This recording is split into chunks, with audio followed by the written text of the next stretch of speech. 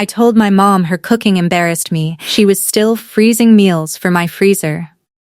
People will forgive you for what you say long before they forgive you for who you were when you said it. I found that out standing in my own kitchen in Seattle, 11 months after I'd told my mother I didn't want her at my restaurant's opening, staring into a chest freezer that still had 4 foil-wrapped containers of her adobo in it, each one labeled in her handwriting with a date. The most recent one was dated 6 weeks earlier. I hadn't let her inside my house in almost a year. What I did wrong is this. I told my mother, in front of the people I most wanted to impress, that her cooking embarrassed me, and I meant it enough in that moment to let her hear every word of it clearly. I want to say, before I go any further, that I'm not telling you this story so you'll feel sorry for me, and if you find yourself starting to, I'd ask you to hold off for a while, because I don't think I've earned it yet at this point in the story, and I'm not sure I fully have by the end of it either. I did something specific and unkind to a woman who spent her entire life making sure I never went hungry, and I'd rather you sit with that plainly, the way I've had to, than let me talk you out of it too early. My name is Sophia Reyes. I'm 36 years old, I live in Seattle, and I'm the chef owner of a restaurant called Marisol, on a corner in Ballard with a line out the door most Friday nights. I want to tell you how I got here, because the short version, hard-working chef builds a name for herself, is the version I used to give in interviews, and it leaves out the only part of the story that actually matters. Let me back up. I need to walk you through this in order, because I've spent a long time rearranging the pieces of it in my head to make myself look better, and I'd rather do the harder thing here and lay it out the way it actually happened.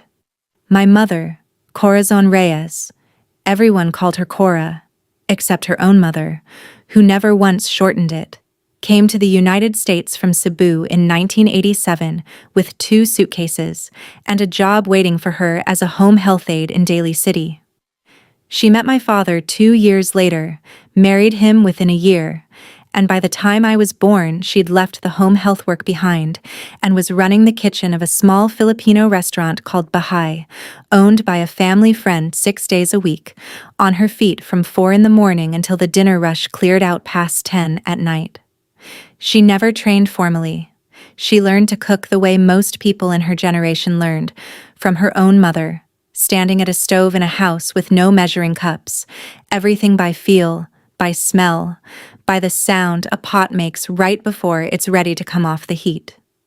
She worked at Bahay for almost 18 years total, through 2 ownership changes and 1 fire that closed the place for 4 months, and she was, by every account I ever heard from customers who recognized her outside the restaurant, the reason people kept coming back.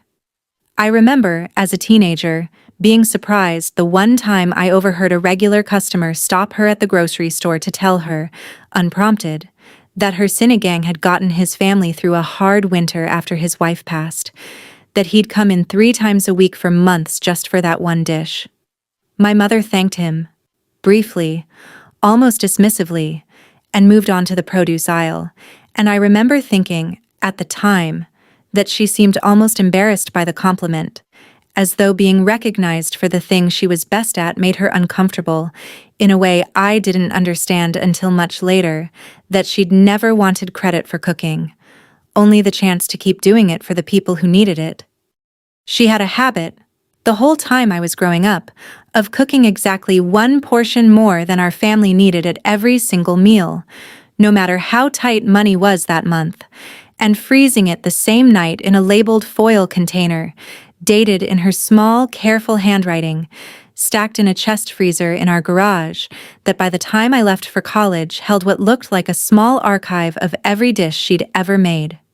She called it insurance, though she never explained insurance against what exactly.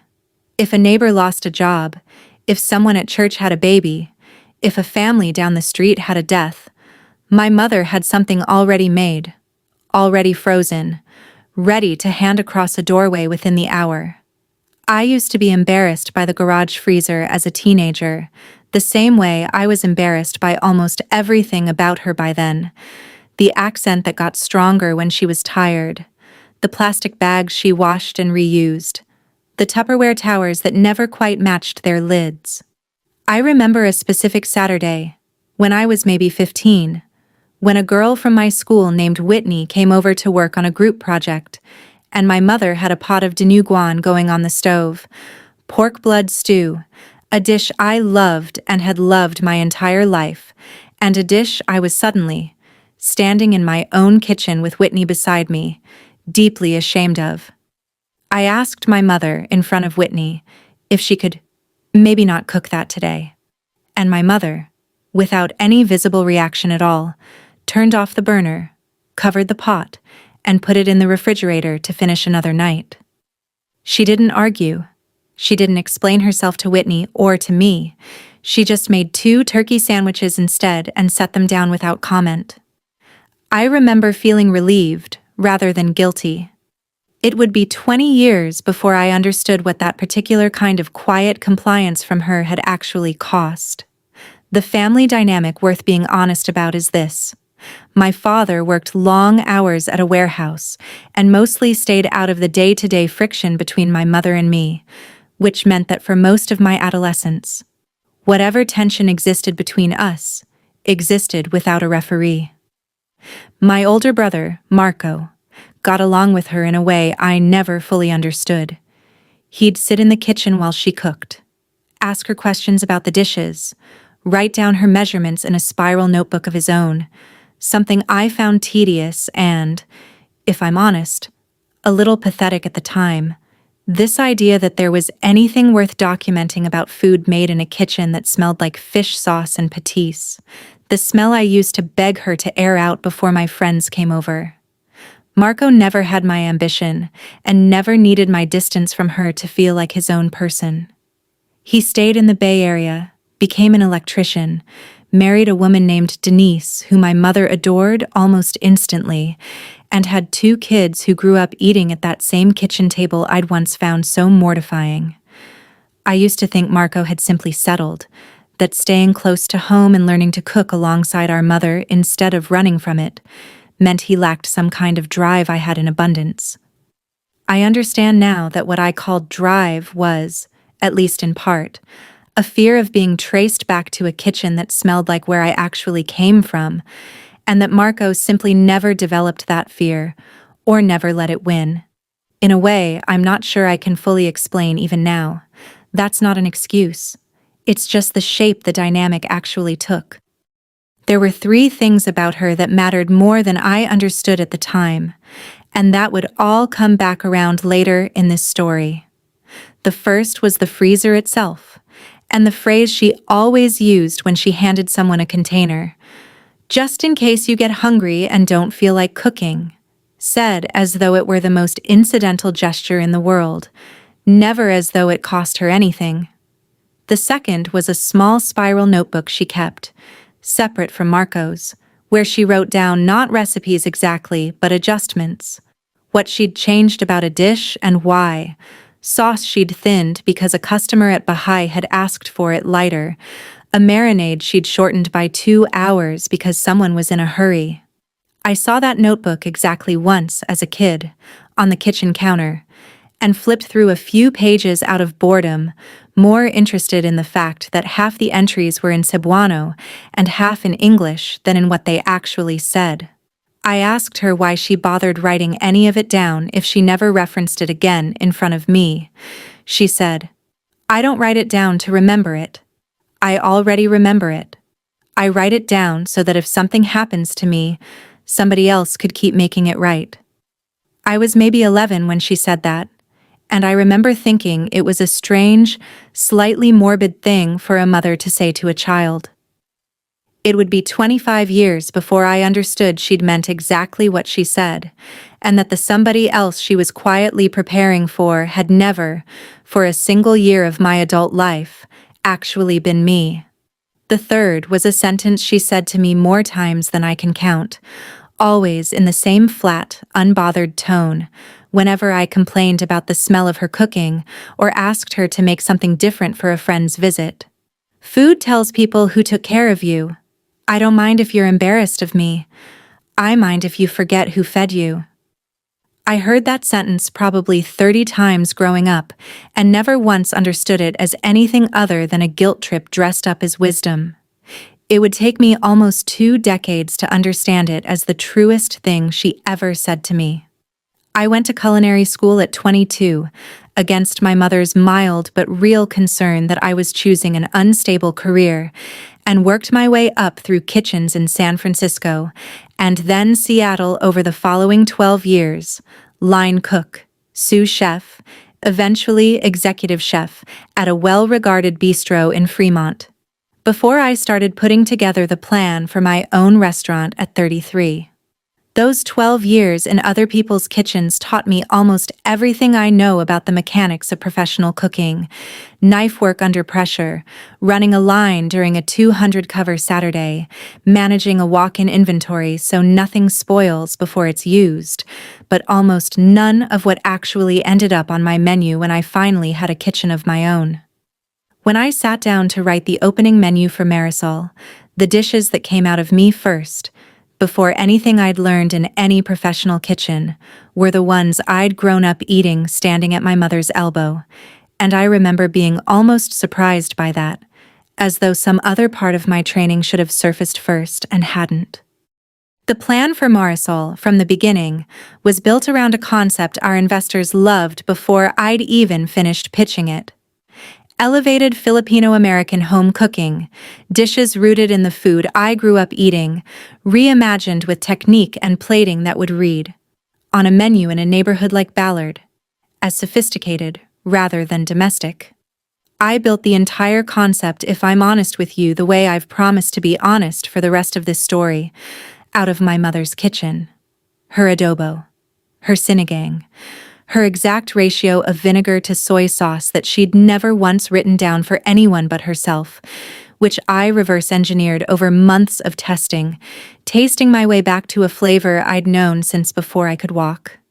I spent, by my own count, over 60 test batches getting the adobo right, and every single one of those 60 batches was measured against a memory of her stove, not against anything I'd learned in a professional kitchen.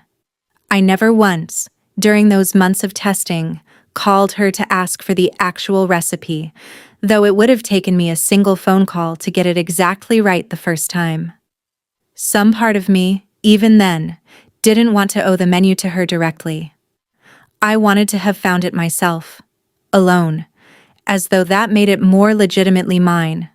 The wrong I did, the specific one this story is built around, happened 8 months before Marisol opened, at a private tasting dinner I hosted for our 4 lead investors and their spouses, in a rented event kitchen downtown, the kind of night that would determine whether our final round of funding closed on schedule.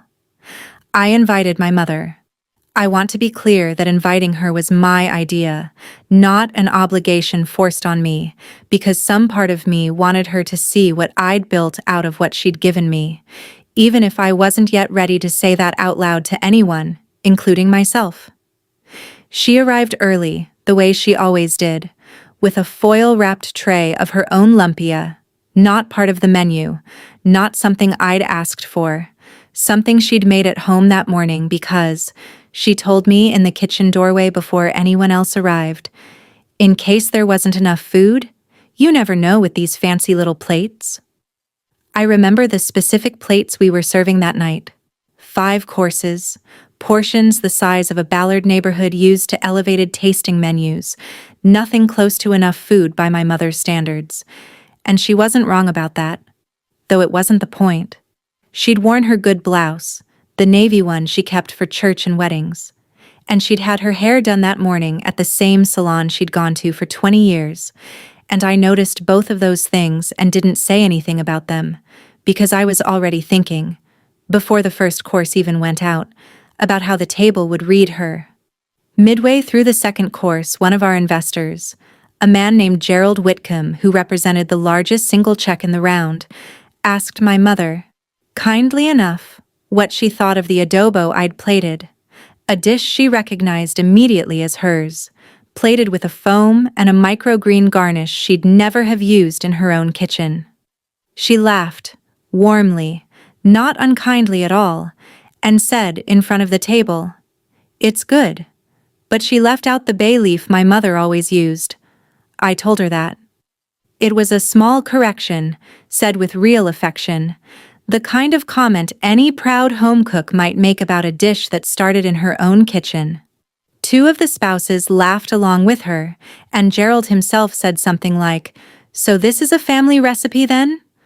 A question that hung in the air for a second too long before I answered it. I said, "It's inspired by things I grew up eating.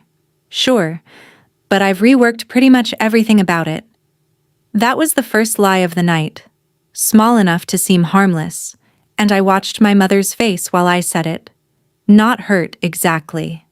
More like a flicker of surprise, quickly smoothed over, the same way she used to smooth her expression over whenever I asked her to turn off the stove in front of a friend. I pulled her aside in the kitchen hallway a few minutes later, my hand actually on her elbow, steering her away from the dining room, and I said the words I have to say to you exactly as I said them, without softening them, because that's the promise I made at the start of this. I said, "You can't correct me in front of them like that. This is my restaurant. This is my night. You embarrass me when you talk about the food like it's still yours." She went quiet, my mother, who almost never went quiet, and after a moment she said, "Okay, Anak, I'll be quiet." And she was, for the rest of the night, standing near the kitchen door instead of at the table, refilling water glasses nobody asked her to refill because she didn't know what else to do with her hands. I want to describe the specific quality of that quiet, because I've thought about it more than almost anything else from that night.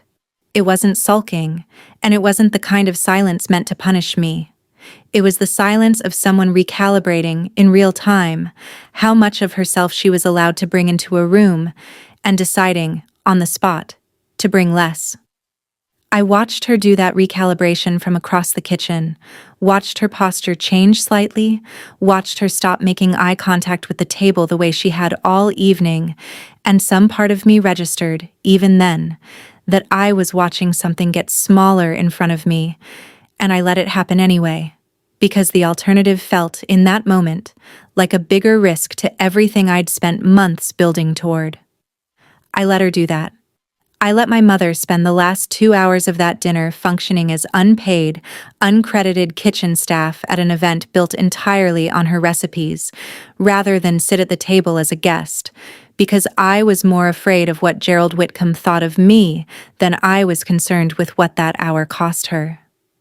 There was an off-ramp that night, and I want to be honest that I saw it clearly and chose not to take it. My business partner, a woman named Priya Ose who'd been in the industry with me for a decade and who I trusted more than almost anyone, found me in the hallway right after I'd pulled my mother aside, and she'd clearly heard at least the tail end of what I said. She didn't lecture me. She just said, quietly, "You know this whole menu is her, right? You could just say that. It would probably land better with this table than pretending it's yours." I told her I knew what I was doing, that tonight wasn't the night to complicate the pitch with a family narrative, that we'd talk about story once the funding closed. Priya didn't push it further, though I remember her expression staying with me longer than her words did. Not judgment exactly, more like disappointment held very carefully in check, the expression of someone deciding it wasn't her place to argue further, but also not willing to pretend she agreed. She went back to the dining room. I stood in that hallway another minute, looking at my mother across the kitchen refilling a water glass that didn't need refilling, and I went back to the table too, and I did not correct what I'd said to her, and I did not explain to the investors where the adobo actually came from. Near the end of the night, my mother approached me once more, quietly, near the coat rack, and asked if she should take her lumpia tray home or leave it. Since nobody had touched it, it had sat, untouched, on a side table the entire evening next to the printed menu cards, because I'd never actually put it out for the table, embarrassed by how it would look sitting next to 5 courses of foam and microgreens. "I'll take it home," she said, before I could answer, already reaching for the tray. "Marco's kids will eat it."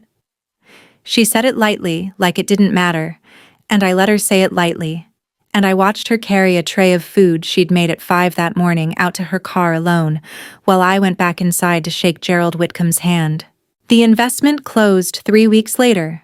Marisol opened 5 months after that to a write-up in the Seattle Times that described the menu as Sophia Reyes's reinvention of the food of her childhood.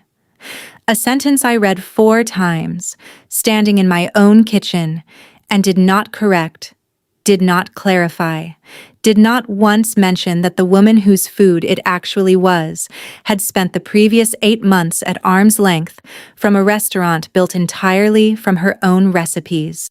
For roughly 2 years after that dinner, my relationship with my mother existed in the kind of frozen, managed distance where nothing dramatic ever happens again, because the damage has already been done, and both people have simply agreed, without discussing it, to stop testing it further.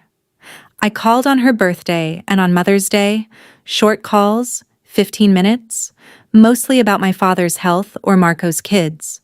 I didn't invite her back to the restaurant. She never asked to come. I told myself, in the specific language I'd gotten fluent in using with myself by then, that we'd simply settled into a different kind of relationship. A phrase I used once, at a press dinner, when a food writer asked whether my mother had seen the restaurant yet, and I remember delivering that sentence with a small, practiced smile, as though it were an answer rather than an evasion. My career, in that same stretch, did nothing but accelerate. Marisol got a second write-up, a regional James Beard semi-finalist nod in year 2, a line that stretched down the block on weekends. I hired 11 new staff members that year, expanded the private dining room, started fielding calls from a cookbook publisher about a proposal built around, among other things, my grandmother's recipes reimagined for a modern table, language I approved on a call, without once mentioning that my grandmother had never met me, had died in Cebu when I was 4, and that the recipes in question belonged to a living woman 15 minutes from my house who I hadn't let inside my kitchen in over a year. I told people, when the topic of my family came up at all, that my mother and I weren't as close as we used to be. But it's fine. It's just how families are sometimes. Which was true in the narrow technical way a sentence can be true, while still functioning as a lie about everything underneath it. There were cracks, though, in that 2-year stretch, small enough that I filed each one away rather than examine it directly. 6 months in, Marco texted me a photo of my mother at his daughter's birthday party, and I noticed, looking at it longer than I meant to, that she looked smaller than I remembered her, thinner in the face, and I told myself it was just the angle of the photo and didn't call to check. A year in, my father mentioned on one of our short calls that my mother had stopped working the occasional shift she still picked up at Baha'i because her knees weren't what they used to be, and I said something sympathetic and moved the conversation along without asking a single follow-up question. 18 months in, I let a call from her go to voicemail during a menu tasting for a spring rotation and didn't listen to the message for 9 days, and when I finally did, it was just her voice, asking if I remembered the name of the movie we used to watch together on Sunday afternoons when I was small. Nothing urgent, nothing that needed me, which I told myself proved I hadn't actually missed anything important. There was one more crack, closer to the end of that stretch, that I've thought about more than the others. It was my birthday, the second one to pass since the tasting dinner, and a package arrived at the restaurant addressed to me. No return name, just a Daly City zip code I recognized instantly.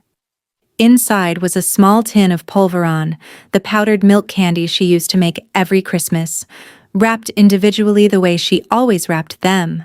No note. Nothing that would have required a response from me.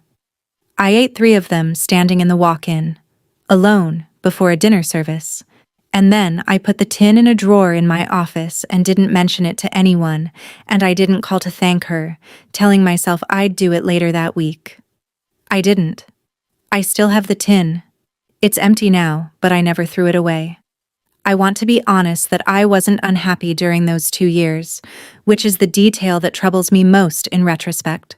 I wasn't lying awake at night riddled with guilt about my mother. I was, by almost every external measure, thriving, and the absence of her from my life didn't announce itself as an absence most days. It just quietly reshaped the size and shape of what I considered my life to be. And I think that quietness is exactly what makes a silence like this one so easy to sustain for years instead of months. The discovery that ends this particular silence didn't come from my mother at all. It came from Priya, my business partner, on a Tuesday afternoon in March, roughly 2 years and 4 months after the tasting dinner, sitting across from me in the small windowless office behind the kitchen where we did payroll and vendor calls, in the middle of what should have been a routine conversation about our loan servicer. "I need to ask you something, and I need you to actually answer it," Priya said, sliding a printed statement across the desk toward me. "Do you know anything about a $40,000 deposit that hit our operating account in October of our first year? Right after the walk-in compressor died and we were 3 weeks from missing payroll?"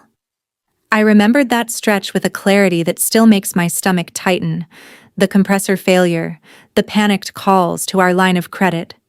And then, almost overnight, the crisis simply resolving itself, which I had always assumed was our bank finally approving the credit increase we'd applied for weeks earlier. I told Priya that, and she shook her head slowly. "The credit increase came through in December. This deposit hit in October. I only caught it now because our accountant flagged an old wire reference during the annual audit, a name on the sending account that didn't match anything in our vendor or lender files. The name on the wire was Corazon Reyes." I asked Priya to say it again because I genuinely thought I'd misheard her. She turned the statement around so I could read it myself. A wire transfer, $40,000, dated October the 11th, routed through a small community bank branch in Daly City. Sender listed exactly as my mother's full legal name. I sat with the paper in my hands long enough that Priya finally said gently, "Do you want me to leave you alone for a minute?"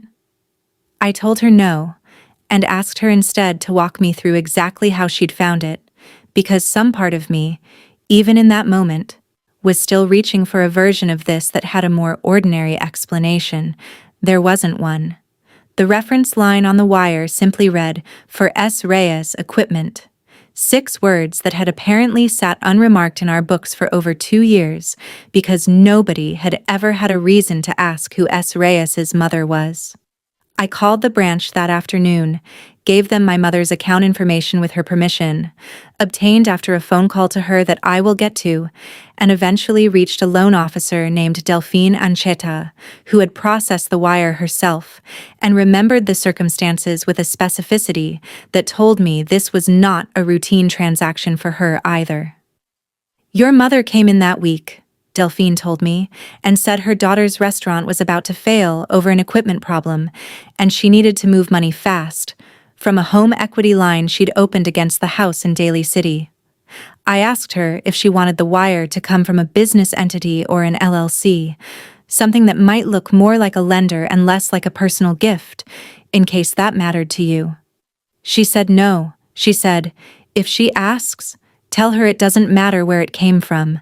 Tell her it just needs to be there in time." She didn't want credit. She specifically didn't want it to look like an investment with strings on it. She just wanted the compressor fixed before payroll came due. I asked Delphine how long the whole process had taken, from the moment my mother walked in to the moment the money landed in our account. And she said, "Same day." She sat in my office for almost 2 hours going through the paperwork on a home equity line most people take a week to think over, and she signed everything without asking me a single question about the interest rate. I remember thinking that was unusual. Most people ask about the rate first. She asked about the timeline first. She paused and added one more detail I hadn't asked for. She also asked if I had children of my own. I told her I had a son. She said, "Then someday you'll understand why the rate doesn't matter to me at all." I've thought about that more than once since, working with other families who come through here. I asked Delphine if she remembered anything else, and she said one more thing that I have not been able to stop turning over since. She asked me, before she left the branch, whether the home equity line would show up anywhere your restaurant's accountants might see it during a routine audit. I told her it was unlikely, given how it was structured. She said, "Good. I don't want her feeling like she owes me anything. I just want her to have a freezer, not a debt." I called my mother that same evening, the first real phone call between us in over a year, and asked her directly why she'd never told me. She was quiet for a long moment, the same quiet from the hallway that night. A quiet I now understood carried an entirely different weight than I'd given it credit for at the time. And then she said, simply, "Because you would have said no. And then the compressor doesn't get fixed, and you lose the restaurant. And I have to watch that happen from far away, doing nothing, because my daughter was too proud to take help from her own mother." I asked her how she'd even known about the compressor at all, since I hadn't told her. "Marco tells me things," she said. "I still ask him. Every week." "I never stopped asking, Sophia. I just stopped asking you, because you made it clear you didn't want me asking." "Why didn't you use the money to buy back some kind of role for yourself?" I asked her. And I remember hating the question even as I said it, hating how transactional it sounded. But I needed to understand her logic and couldn't find a gentler way to ask it. She was quiet again, and then she said, "Because that's not what money is for, between a mother and a daughter. Money is supposed to move one direction when you're small, and then, later, it's supposed to stop mattering entirely." I didn't want a title. I didn't want my name on your wall. I wanted the restaurant to survive so that someday you'd have a reason to let me back into the kitchen. That's all I was buying. Time. Not a role. I asked her, before we hung up that night, whether she'd been angry with me in all that time, and she said something I've turned over more than almost anything else she's ever told me. "I was angry for maybe a week. After that, it just turned into waiting. Anger takes a lot of energy to keep up for 2 years, Sophia. Waiting is easier. You just keep the freezer stocked and you trust that eventually she'll get hungry enough, or humble enough, to open the door." I asked her if she'd really believed I would, eventually. "I didn't know," she said. "I hoped." There's a difference. I made peace with not knowing which one it would turn out to be. She let a pause sit on the line after that, longer than any pause in the conversation so far, and then added, quieter, "I practiced what I'd say if you never did. I never had to use it. I'm glad I never had to use it." I sat with that arithmetic for a long time after we hung up. My restaurant, the one built on her recipes, the one that made a name for me in a write-up that never mentioned her, the one I'd kept her at arm's length from for over 2 years, had survived its first real crisis because of a home equity loan she'd taken out against the only asset she owned, structured deliberately so I would never know, and delivered with the explicit instruction that it should look like nothing at all, rather than a debt I'd feel obligated to repay. I misjudged what my mother was capable of giving, and more specifically, I misjudged my own understanding of what I owed her because I had spent 2 years thinking of myself as the one who'd built something impressive despite her embarrassing kitchen habits, when the actual truth was that the kitchen habits were the entire foundation the impressive thing stood on, and she had gone on quietly reinforcing that foundation even after I'd told her, in front of strangers, that she embarrassed me. I thought back to the hallway at that tasting dinner, replaying it with everything I now knew, and understood for the first time what her quiet had actually meant in the moment. It wasn't capitulation. It was the same instinct that made her structure a $40,000 wire so it would look like nothing, the same instinct behind, just in case you get hungry and don't feel like cooking, a woman who had decided, long before I was born, that love that announces its own cost isn't really a gift, It's a transaction. And she refused to let anything she gave me become a transaction, even when I'd made it painfully clear I didn't think what she gave me was worth much at all.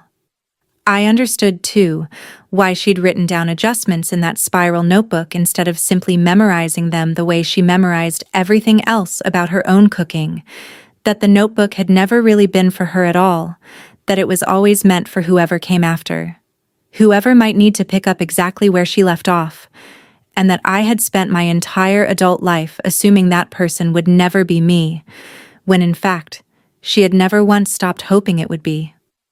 I thought, too, about that Saturday with Whitney, the pot of denuguan covered and put away without argument, 2 turkey sandwiches set down in its place, and understood that scene now as the first small rehearsal of a pattern that would repeat for 20 years, my mother absorbing a rejection of exactly what she'd made with her own hands, and choosing, every single time, to make the discomfort disappear rather than make me sit inside it. I used to think of that as her being easy, uncomplicated, someone who didn't hold grudges. I understand now that it took a specific, deliberate kind of strength to keep doing that, over and over for a daughter who never once thanked her for doing it. I thought, too, about the sentence she used to say to me, "Food tells people who took care of you, I don't mind if you're embarrassed of me, I mind if you forget who fed you," and understood, finally, that I had spent an entire restaurant's success proving the second half of that sentence true. I had not just been embarrassed of her. I had built a business on forgetting, publicly, deliberately, in a newspaper write-up I never corrected, exactly who had fed me. There is no scene here of dramatic confrontation, because the conversation that mattered most had already happened, quietly, on the phone, the night Delphine told me the truth.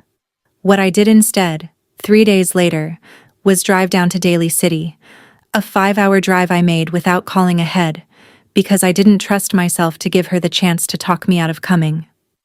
I found her in the kitchen, of course, standing at the same stove she'd cooked at my entire childhood, and I stood in the doorway the way she used to stand in restaurant doorways handing off foil containers, and I said, "I need you to hear me say this plainly.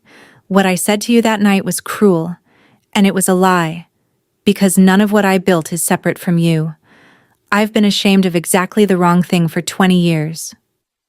She didn't cry, and she didn't tell me it was fine, which I think I'd braced myself to hear and would have believed too easily if she had. She turned the burner down, wiped her hands on the towel over her shoulder, and said, "I know it was cruel. I've known for 2 years. I didn't need you to say it. I needed you to mean it, and I think you finally do." Then she said one more thing, short, the kind of sentence that carries more weight for how little of it there is. "Sit down, you look thin. I made too much. Like always." We sat at that same kitchen table for close to 2 hours that afternoon, and she asked me questions about the restaurant she'd clearly been storing up for years and never had a chance to ask, how the walk-in cooler was holding up, whether I'd ever gotten the new range hood I'd complained about in an old phone call, whether the sous chef Marco had mentioned once was still working out. I answered every question honestly, in detail, the way I used to answer her questions before I decided her curiosity embarrassed me, and I noticed, watching her listen, that she wrote one thing down in a small notebook while I talked. Not a recipe this time, just a note, though she didn't show me what it said, and I didn't ask.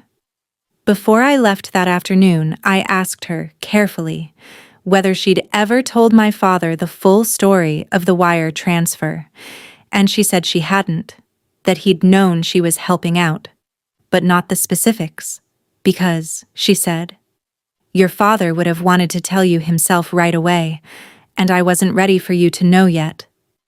I wanted to see if you'd find your own way back first. I asked her what she would have done if I never had.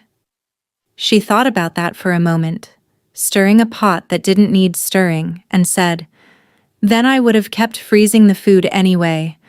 Some things you do whether or not they get noticed. That's not really a choice for me anymore. It's just what a mother is. The repair since then has been slower than I wanted it to be, and I've come to think that's appropriate rather than unfortunate. I paid back the $40,000 in full within 2 months, over her objection, wired directly to the same branch, to Delphine specifically, with instructions that it be applied against the home equity line and nothing else. My mother didn't refuse the money, but she didn't thank me for it either, in the way I think I was half hoping she would. She said only, "Now the line's closed. That's good." I didn't like owing the bank.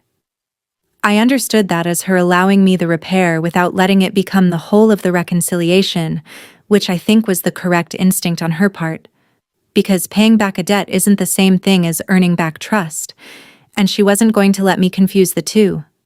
I asked her, a few weeks later, whether paying it back had actually meant anything to her at all, given how little she'd said about it. She thought for a moment and said, "It meant something. Just not the thing you wanted it to mean. It meant you finally understood the difference between the money and the reason I sent it. That's worth more to me than the $40,000 ever was." The larger repair took longer. I went back to Marisol's menu that same spring and rewrote every description on it, adding a line under the adobo, under the sinigang, under 6 other dishes. Recipe, Corazon Reyes. I asked her, formally, whether she'd be willing to come into the kitchen once a month, on a Sunday when we were closed to the public, to teach my line cooks the versions of these dishes the way she'd actually make them. Unplated, uncomplicated, no foam, no microgreens. She said yes, but on her own terms she wouldn't take payment for it, and she wouldn't come more than once a month because, she told me, "I don't need a job. I need my daughter to actually want me in the room, not need me in the kitchen." I've kept both promises since. She's been in that kitchen 11 times now. My line cooks call her Nane Cora, a title she never asked for and clearly loves more than she'll ever admit to me directly. I also called the cookbook publisher and asked to restructure the entire proposal, over the mild objection of my editor, who thought a co-author credit would complicate the marketing. I told her that was the point, that I wasn't willing to publish a book with my grandmother's name invoked and my mother's name absent, and that if the credit made the book harder to sell, we'd sell fewer books. The cookbook came out 14 months later with both our names on the cover, in equal size, a detail my editor fought me on until the very last proof, and that I did not budge on once. My mother came to the launch event for that book, her first time back in the Marisol dining room since the tasting dinner almost 3 years earlier. She wore the same navy blouse from that night, which I recognized instantly and didn't mention, and she sat at a small table near the register signing her name next to mine in copies for almost 2 hours. Patient with every person who wanted to tell her a story about her own cooking, the same way she used to be patient with customers at Baha'i decades earlier. A local food writer asked her, toward the end of the night, how it felt to see her recipes on a menu like this one, elevated, plated, written up in newspapers. She thought about the question for a moment and said, "It feels like my daughter finally introduced me to people properly. That's all I ever wanted, really. Not the plates. Just the introduction." I was standing close enough to hear that answer, and I didn't trust myself to say anything for a while afterward. I remember excusing myself to the kitchen, ostensibly to check on something with the pass, and standing there alone for almost 5 minutes before I trusted my own voice enough to go back out and stand beside her for the rest of the signing. She still freezes meals for me. That part never stopped. Not even during the 2 years I barely spoke to her, not even the week after the tasting dinner. I found that out, standing in my own chest freezer that night 11 months after the dinner, because Marco still had a spare key to my house and had been letting himself in every few weeks to restock it on her behalf, an arrangement neither of them had ever mentioned to me because, Marco told me later, "She asked me not to tell you. She said if you knew, you might tell her to stop. And she didn't want to give you the chance to say no. The freezer, it turns out, had never once actually gone empty. I had simply never opened it. I asked Marco, once I'd absorbed that, how long the arrangement had actually been running, and he told me it started the week after the tasting dinner itself, that she'd called him that same night. Upset in a way, he said he'd rarely heard from her, and asked for a key within the week. She didn't cry on the phone, Marco said. She just said, "I don't know what I did wrong tonight, but I know she's going to need food eventually, whatever happens between us." I thought it was a strange thing to focus on, given everything. Now I think it was the only thing she knew how to do that didn't require your permission. I asked him whether he'd ever felt strange, keeping that secret from me for so long. He said, "A little, but it wasn't really a secret against you. It was a secret for you. There's a difference, even if it didn't feel that way when you found out." I went through the containers that night, one at a time, laying them out on my kitchen counter. Adobo, sinigang, a pancit I hadn't had since childhood, a container of leche flan dated almost a year earlier that I hadn't had the heart to eat or throw away.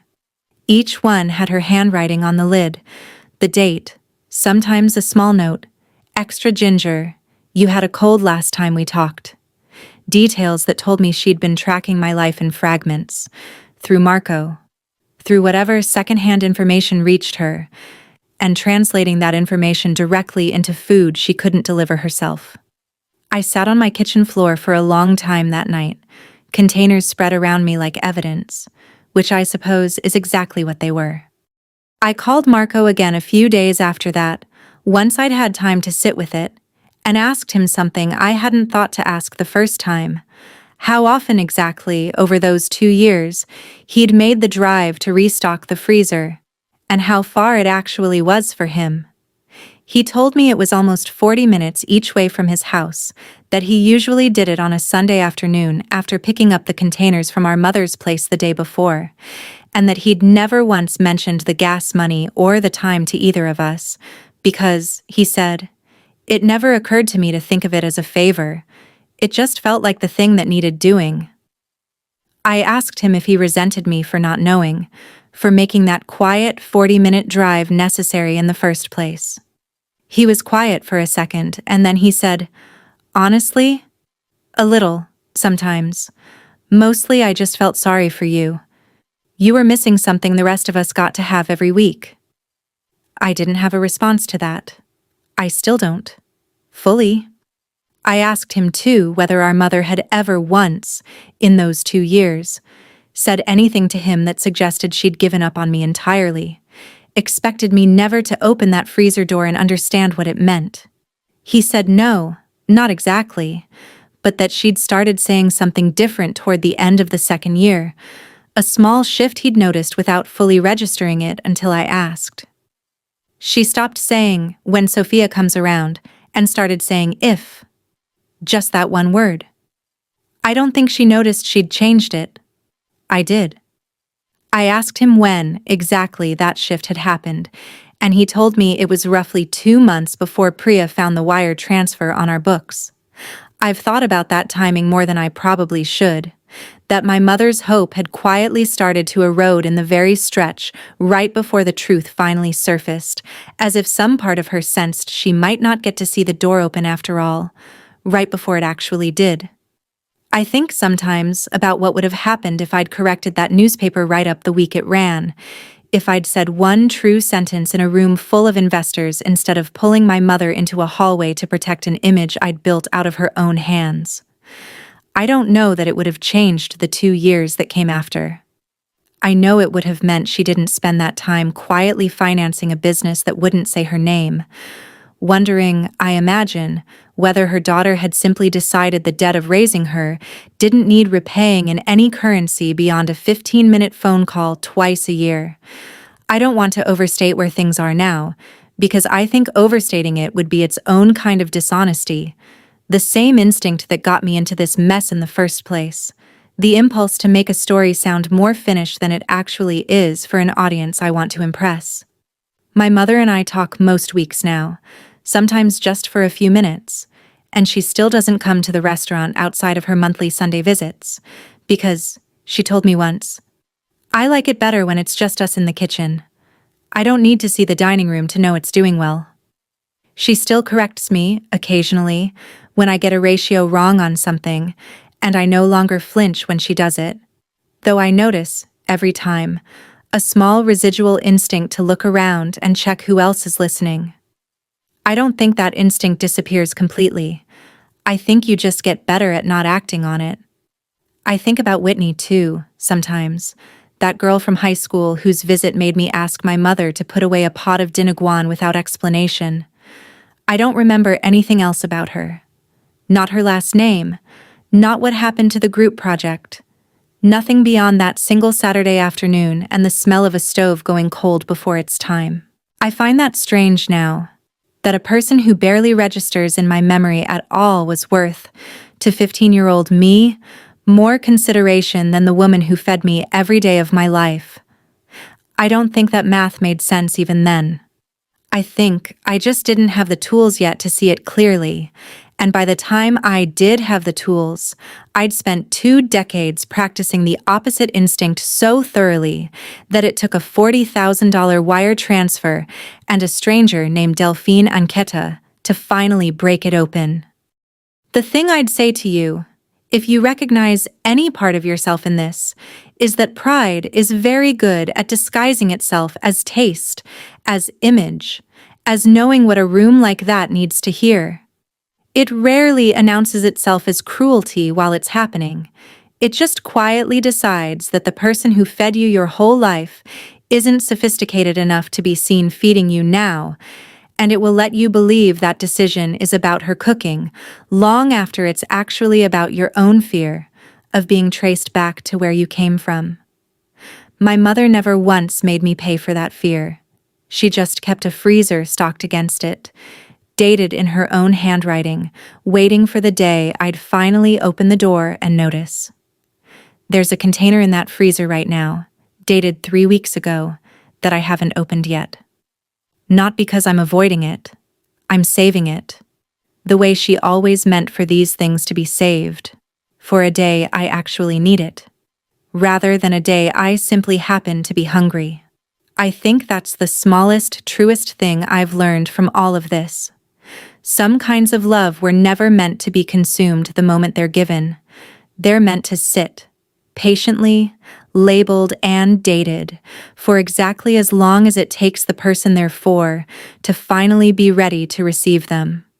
I don't know exactly when I'll open that last one. I've stopped trying to plan it. I think that's the part of this I'm still learning, that some repairs don't come with a deadline, and rushing toward one just to feel finished would be its own small betrayal of everything the last 3 years have actually taught me. My mother never once asked me to rush. She just kept the date current, and waited, and let the waiting itself be the proof of something she never needed to say out loud. That's the whole of it, start to finish, exactly as it happened, without the parts I used to leave out to make myself sound better. If this story moved you, join our community by hitting that like button and subscribing for more honest, family-centered stories.